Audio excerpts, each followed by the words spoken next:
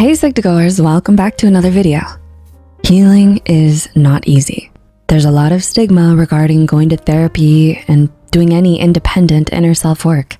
It's still seen as something that either weak or crazy people do. And that's just not true. It might not be 100% easy, but healing is a journey that leads to deep fulfillment that nothing outside of you could shake or take away.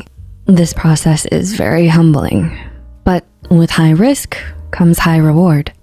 During this journey, you will start to feel the growing pains of change and self-integration. Keep moving forward. This discomfort is helping you move into a beautiful life in which you have a deeper sense of inner peace. Here are 9 uncomfortable signs that you are healing. Number 1, you allow yourself to feel your emotions. When you're still stuck in survival mode, you're mostly focused on logic and what you see because emotions are painful for you to feel and process. It's hard for you to take the time and make room for your emotions to just be acknowledged and validated because it reminds you of hurt that you would have liked to keep buried. When you heal, you start acknowledging your negative and positive emotions because you realize that extreme focus on one is detrimental to your whole being and that you are a whole person. It's uncomfortable at first, but as you are no longer suppressing or denying them, you see the value of your emotions and feelings and of just letting yourself sit with them and allowing them to pass. Number 2, you're getting better at expressing and maintaining boundaries. When you're not healed or in the process, you struggle with stating and enforcing boundaries because you're afraid of rejection, feelings of shame and guilt from putting your own interests first, or saying what's on your mind. It's unusual to set firm boundaries when you're not used to it. But once you start, it creates more healthy interpersonal dynamics because you stated your opinions and emotions. You have the mental and emotional clarity, and you are more capable of making your own decisions. Number 3, you accept that you've been through difficult experiences. Life is hard and unfair. And instead of suppressing all of the experiences that you have been through, you acknowledge and accept that they happened. You accept that these people, places, and things had life-changing impact on you and probably still do.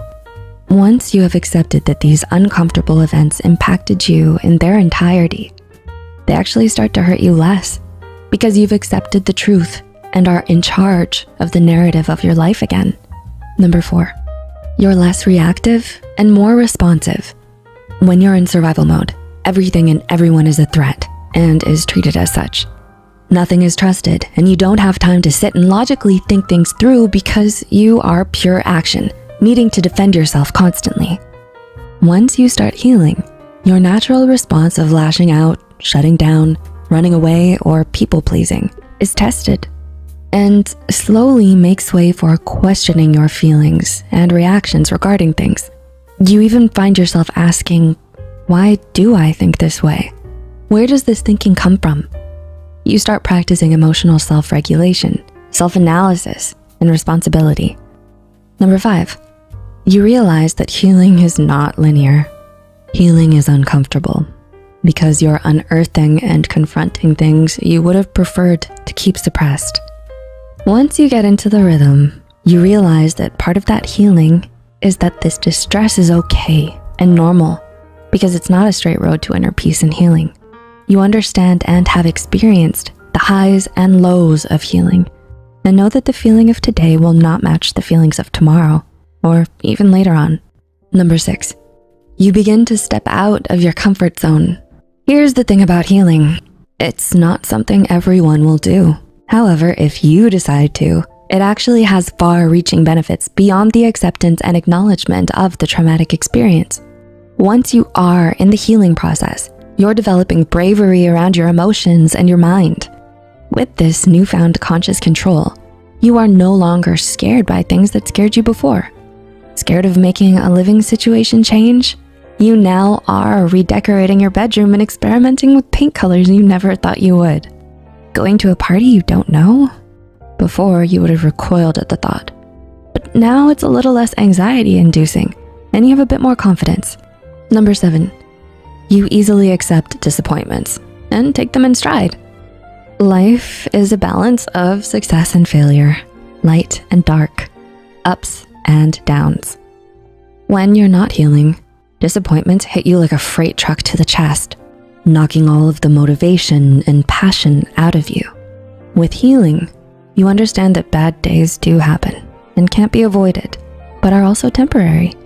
Any disappointments or unmet expectations are accepted and taken in stride. You respond in better, healthier ways that are less reactive.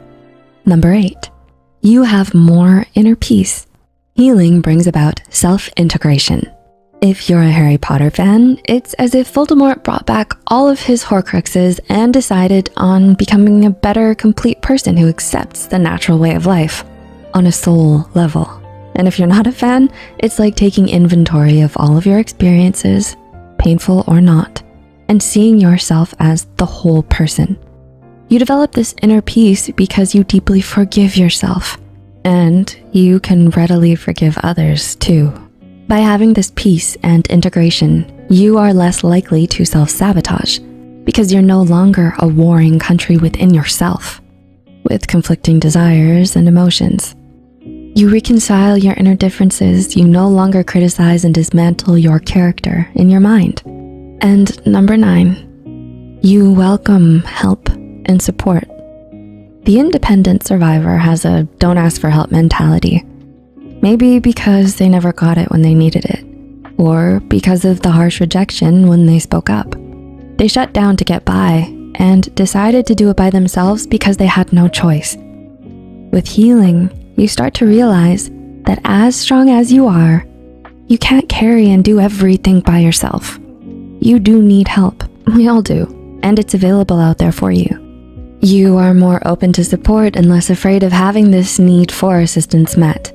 The pride and shame you might feel for asking for help are gone because you know that it's okay to let go of the heavy burden on your shoulders and have someone to lean on. Did you relate to any of these points?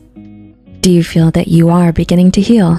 As rewarding as the first step of healing is, you will run into the discomfort of your healing, and this will try to make you stop, to lessen or ignore the pain. But whatever you resist, you prolong. If you are in the healing process, well done. I'm proud of you for doing this work, and I hope you can find peace through it. If you're not, that's okay, because healing is a long process that takes time. You're still living and doing what you can. Applaud yourselves. Did you find this video valuable?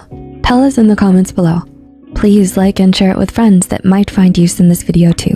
Make sure to subscribe to Psych2Go and hit the notification bell for more content. All the references used are added in the description box below. Thank you for watching and see you next time.